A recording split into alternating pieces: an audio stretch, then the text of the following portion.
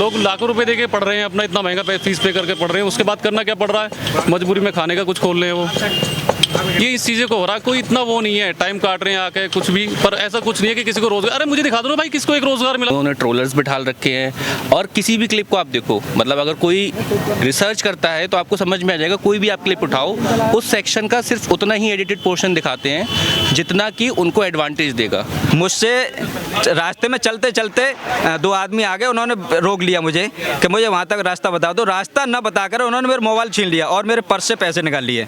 आज आप रात के 10 बजे, 11 बजे, 12 बजे कहीं पर भी निकल जाओ, आपको भी महिला निकल जाए, लड़कियाँ निकल जाएं, कहीं पर भी कोई भी गुंडा राज नहीं मिलेगा। नमस्कार, तो आज हम आ चुके हैं यूपी विधानसभा क्षेत्र 62 के greater Noida alpha 2 main market में।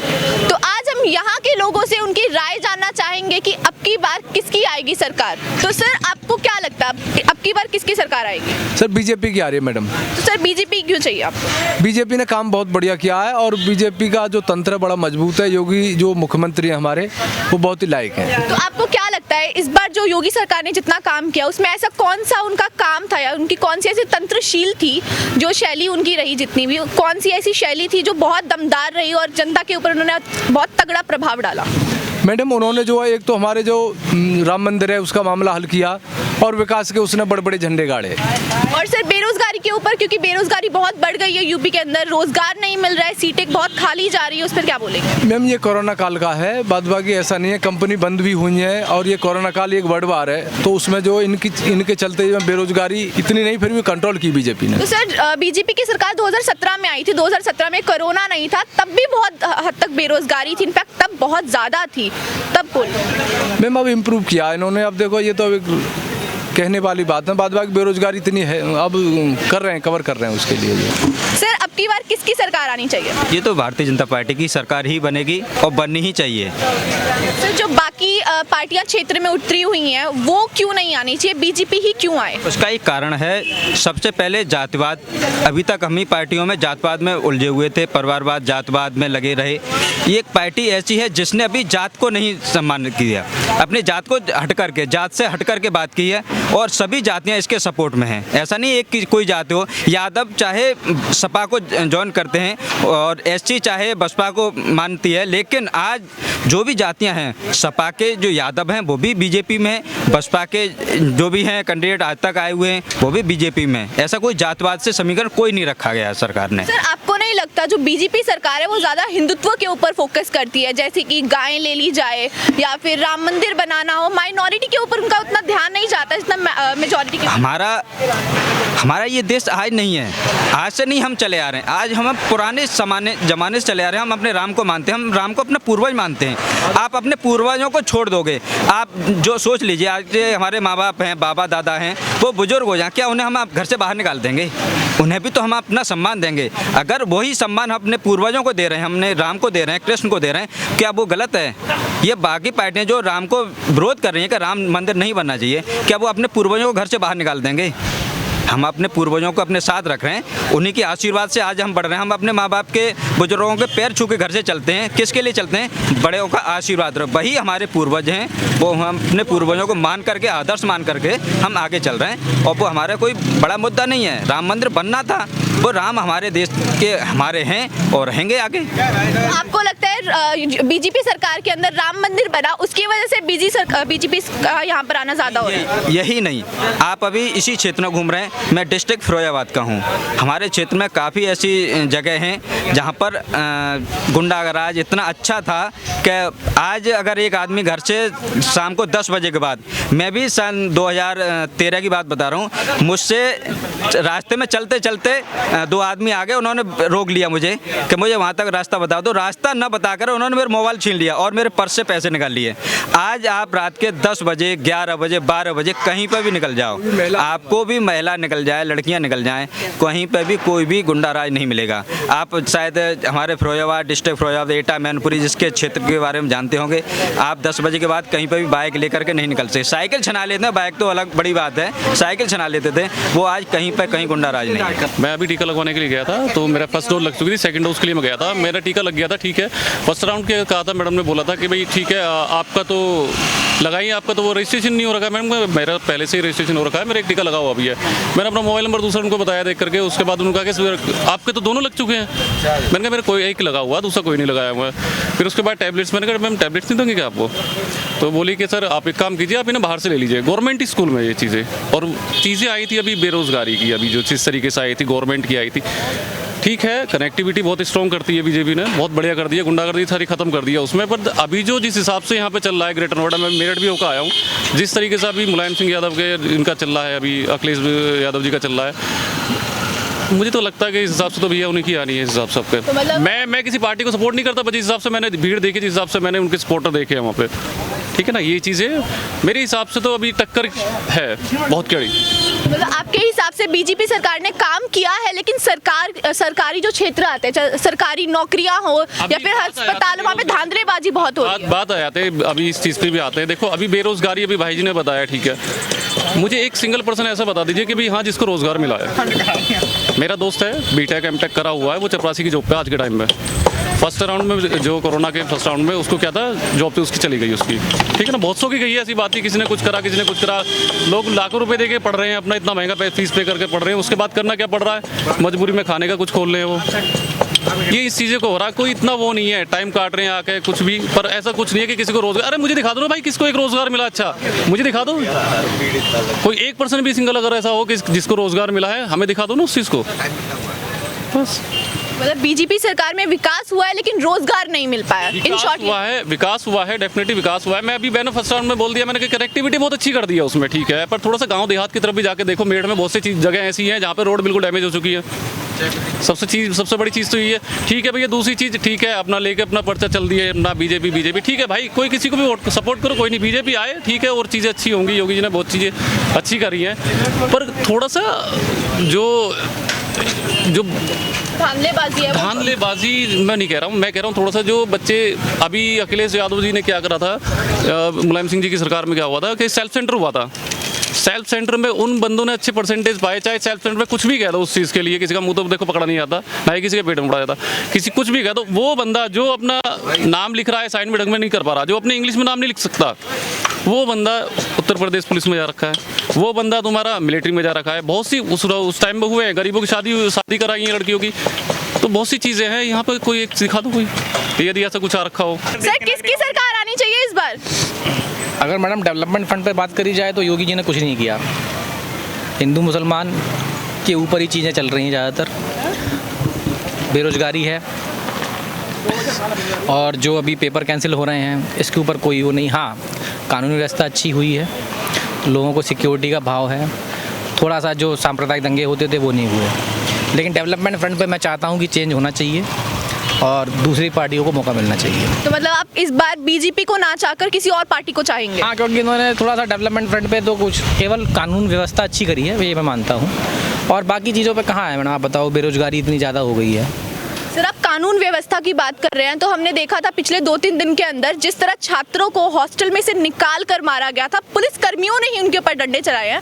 तो इस प्रकार हम कैसे देख सकते हैं कि यूपी के अंदर कानून व्यवस्था अच्छी हुई? इन टर्म्स ऑफ अगर आप कंपैरिजन करते हैं पुरानी सरकारों के मुकाबले, तो इस सरकार ने अच्छा गवर्नेंस का मॉडल दिया है, मैं इस बात को मानता हूँ। लेकिन इसके अलावा अगर आप और फंड पे बात करते हैं, एक ही फंड नहीं होना चाहिए ना, अलग अलग सब्जेक्ट होते हैं ना, तो उन हिसाब से ना तो उनको उतना अच्छा परफॉर्मेंस नहीं दिया है सरकार ने। तो मेरा ये कहना है कि पिछली सरकारों ने अच्छा काम किया था, इंफ्रा में अच्छा काम किया था, सड़कें अच्छी बनवाई थी, सब स्टेशन बने थे। इस सरकार में वो कुछ भी नहीं हुआ। तो सर आपको क्या लगता है किसकी सरकार बनेगी? बीजेपी की बनेगी 100%। सर इनके जो इनका कहना है कि डेवलपमेंट के अंदर जो बीजेपी सरकार थी वो शून्य पाई गई, या फिर उनके अंदर काफ़ी कम रहा स्तर। नो मैडम, ये तो चीज़ गलत है। कोई भी सरकार हो 100% कोई भी नहीं करती है, ठीक है ना कहीं किसी में कमी रह जाती है, ठीक है मैडम। तो कोई भी सरकार हो, मैं बीजेपी हो, सपा हो, बसपा हो, 100% कोई भी नहीं दे सकता, कहीं ना कहीं कमी तो निकलेगी। तो अभी सपा के सपोर्टर हैं, मैं बीजेपी का सपोर्टर हूँ, तो मैं 100% बीजेपी को सपोर्ट हूँ। मैंने अगर आज ये बोला हो कि सपा की सरकार आनी चाहिए, मैंने कहा दूसरे लोगों को मौका मिलना चाहिए। अगर सर ने बोला कि कानून व्यवस्था के अंदर बीजेपी सरकार ने काफी अच्छा प्रदर्शन किया, लेकिन विकास के क्षेत्र में नहीं किया, तो आपको क्या लगता है विकास किया या नहीं किया? देखिए मैडम, अपने एजुकेशन पर डिपेंड करता है। हमारी एजुकेशन क्या है, ठीक है ना। अगर हम अच्छी क्वालिफिकेशन हमारे पास है तो हम एक अच्छी जॉब के लिए एक्सेप्ट करेंगे, ठीक है ना। और अगर हम ऐसे ही है तो हम सरकार को दोष देते रहेंगे, हम कुछ नहीं कर पाएंगे मैडम। हमें खुद अच्छा होना चाहिए, ठीक है जैसे ना। कि आपने बोला कि पढ़ाई लिखाई या फिर एजुकेशन के ऊपर होता है। अभी कुछ यहाँ पर एक सर ने बताया था कि उनके एक मित्र ने एमटेक बीटेक सब कुछ कर रखा है लेकिन उनको नौकरी नहीं मिल पा रही है। और एक ऐसा व्यक्ति जिनको हस्ताक्षर करने नहीं आते अपने, उनको पुलिसकर्मी की जॉब मिल रखी है या फिर उनको मिलिट्री या फिर पहली सरकारों की शय मिली हुई है। सर उन्होंने बीजेपी सरकार के अंदर बताया कि इन 5 सालों के अंदर उनके साथ ऐसा नहीं, मैंने अभी आपसे क्या बोला कि 100% कोई नहीं कर सकता, ठीक है ना। वो धीरे धीरे इंप्रूवमेंट होगा, वो एक साथ कोई भी नहीं कर सकता, ठीक है ना। अभी 5 साल हुए हैं बीजेपी को, अभी देखो अभी 5 साल हो रहा है कि तो हो सकता है और रोजगार बढ़े। सर आपको नहीं लगता बीजेपी सरकार के अंदर भी भ्रष्टाचार रहा और काफी हद तक भ्रष्टाचार रहा? नहीं, तो कोई भी सरकार हो 100% कोई भी नहीं दे सकता, कहीं ना कहीं कमी तो होती है, 100% कोई नहीं दे सकता। जितने 100% हो जाएगा तो बेरोजगारी खत्म हो जाएगी, सारा क्राइम खत्म हो जाएगा। सर आपको क्या लगता है किसकी सरकार बननी चाहिए? मुझे तो बहुत ज़्यादा उम्मीदें हैं कि सपा और उसका जो अलायंस है वो आएगा। सर क्यों, ऐसा क्यों? क्योंकि जनता त्रस्त लग रही है बीजेपी से, और बीजेपी का जो एकमात्र एजेंडा है कि मार्केटिंग कैंपेन स्टार्ट कर दो। आप देखोगे मार्केटिंग एकदम उनकी काफ़ी सॉलिड है, सोशल मीडिया कैंपेन उनके स्टार्ट हो जाते हैं, उन्होंने ट्रोलर्स बिठा रखे हैं। और किसी भी क्लिप को आप देखो, मतलब अगर कोई रिसर्च करता है तो आपको समझ में आ जाएगा, कोई भी आप क्लिप उठाओ उस सेक्शन का सिर्फ उतना ही एडिटेड पोर्शन दिखाते हैं जितना कि उनको एडवांटेज देगा। अभी इस प्रकार तो हर पार्टी अपना यही करती है, हर मैं बता रहा हूँ कि एक है कि करप्शन तो देखिए हर जगह है, वो एक्सेप्टेड है, बीजेपी में भी है, सपा में भी है।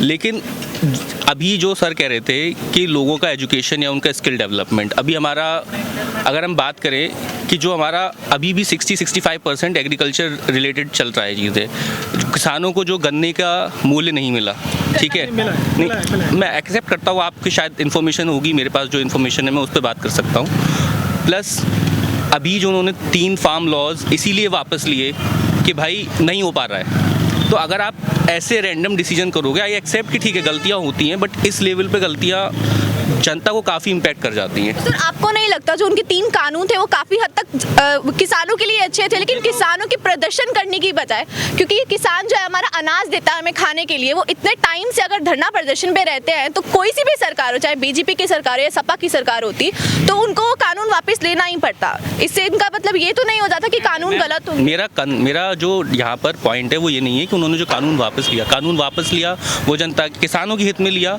उनको देखते हुए सर्कमस्टेंसेस को। लेकिन अगर आप कोई भी कानून ला रहे हो तो आप उसको ऑर्डिनेंस के थ्रू ला रहे हो, आपने लोकसभा की धज्जियाँ उड़ा रखी हैं, ठीक है। तो ये सारी चीज़ें, मतलब फेडरल सिस्टम को भी अभी आप देखो, वो IAS वाला लॉ भी ला रहे हैं, एक BSF वाला लॉ भी ला रहे हैं। तो अगर आप थोड़ा सा देखोगे कि जो पॉलिसी है, मे भी हो सकता है कि लॉन्ग रन में वो बहुत अच्छी हों, या हो सकता है कि लॉन्ग रन में वो डेमोक्रेसी की बैकबोन तोड़ रही हों। और ऐसा कई बार हुआ है, मतलब इस सरकार में नहीं हुआ है, जो पहले की भी सरकारें आई हुई हैं, जब भी वो ऑटोक्रेटिक रूल में जाना चाहती है तो फिर जनता अगर थोड़ी सी सजग रहती है तो उनको दिखा देती है। सर आपने अभी मुद्दा उठाया गन्ना भुगतान का, तो जहां तक हमारे पास आंकड़े हैं, जो बीजेपी की सरकार ने वादा किया था गन्ना का भुगतान करने का, वो अभी तक हुआ नहीं है। और सर आपने इस पे हामी भरी थी कि हाँ काफी हद तक हुआ है। नहीं, पहले से तो काफ़ी अच्छा हुआ है, मतलब किसान देखो, बात कर लीजिए, अगर आप फैक्ट्स पे बात करेंगे, फिगर्स पे बात करेंगे, तो मे बी जो मार्केटिंग कैंपेन उनके दिखते हैं ना, वही आपको जनता के साथ दिखाई देंगे। लेकिन अगर आप पूछोगे कि इसका रिसोर्स क्या है, क्या आपने स्टैटिस्टिकल मिनिस्ट्री से लिया है ये डेटा, तो कोई नहीं बता पाएगा। तो मैं बस उसी में चाहता हूँ कि अगर आप अच्छे प्रिंट मीडिया को पढ़ते हैं या अच्छे न्यूज़ चैनल्स को देखते हैं, तभी आप इस चीज़ की तह तक पहुँच सकते हो। नहीं तो आपको भी पता है कि क्या उन्होंने कर रखा है। बस इतनी ही है, मतलब मैं वोट डालता हूँ, अब मुझे नहीं पता कि कितने लोग वोट डालते हो। मैं तो यहाँ से मुरादनगर जाता हूँ वोट डालने, मेरा वोट वहाँ पर है, तो मैं हर बार वोट डालता हूँ, इस बार भी वोट डालूंगा। और मैं बता रहा हूँ, मैंने दोनों बार बीजेपी को वोट दिया था, लेकिन इस समय मुझे काफ़ी कॉन्फ्लिक्ट लग रहा है, तो लेट्स सी कि मैं किसको वोट डालता हूँ। मतलब जनता के हित के अंदर देखा जाए तो काफ़ी गर्मा गर्मी है, मतलब यही नहीं है कि बीजेपी आएगी, बाकी सरकार भी आ सकती है यहाँ पर। बिल्कुल आ सकती है, इट्स कम्प्लीटली प्रोबेबिलिटी गेम। लेकिन फिर भी जैसे गठबंधन की सरकार आती है तो जनता को ना बहुत अनसर्टेनिटी रहती है। आप पहले भी देखो, जो गठबंधन की सरकार आती हैं उसमें उनको बैलेंस आउट करना, उससे क्या होता है कि टोटल एडमिनिस्ट्रेशन खराब की तरफ जाता है। बट लेट्स सी कि अगर Akhilesh can do this and bring all on a single table, जैसे कि वो कह रहे हैं कि 403 या 402 सीटों पर उन्होंने जो गठबंधन किए हैं इस हिसाब You से। want to give the chance to alliance, right? Yeah, for sure, I want to give the chance to alliance, and at least BJP should understand, मतलब BJP already has a huge leadership, and उनका जो diaspora है काफ़ी अच्छा है, लेकिन अगर जैसे प्राइवेटाइजेशन भी होता है तो उसमें तो आई थिंक सर्विस क्वालिटी को लेकर हो रहा है, बट काफ़ी एनपीएस भी उनकी तरफ काफ़ी थे। अभी जैसे उन्होंने एक रियल एस्टेट, मेरे पास बहुत सारे पॉइंट्स हैं, जैसे उन्होंने रियल एस्टेट में भी लाया था कि जो रियल एस्टेट हॉल्टेड प्रोजेक्ट्स हैं उसमें सरकार अब पैसा देने को राज़ी है, तो रेदर देन उनको जो डिफ़ॉल्टर्स हैं उनको पनिश करने की जगह, मतलब एक पॉइंट तो ठीक है समझ में आता है इसका कि आप उनको पैसा दे रहे हो, तो ये तो ऐसे ही हुआ कि मैंने जैसे किसी को पैसा दिया, उसने उस पैसे को गुलछर्रे उड़ा दिए। अब सरकार कह रही है कि ठीक है मैं एक काम करती हूँ, इनको पैसा दे देती हूँ और ये आपका प्रोजेक्ट कंप्लीट कर दें, तो उनका ऑफेंस और उसको करस्पॉन्डिंग उनको क्या पनिशमेंट मिला? कुछ नहीं पनिशमेंट मिला। तो ये तो साफ साफ क्या मैसेज कन्वे करता है? ये तो यही मैसेज कन्वे करता है कि आप करिए और वी विल बैक यू। मैं शगुन सिंह, कैमरामैन तुषार गुप्ता के साथ बने रहिए राष्ट्रीय सच के साथ, क्योंकि अचार से नहीं समाचार से बनता है राष्ट्रीय सच। धन्यवाद।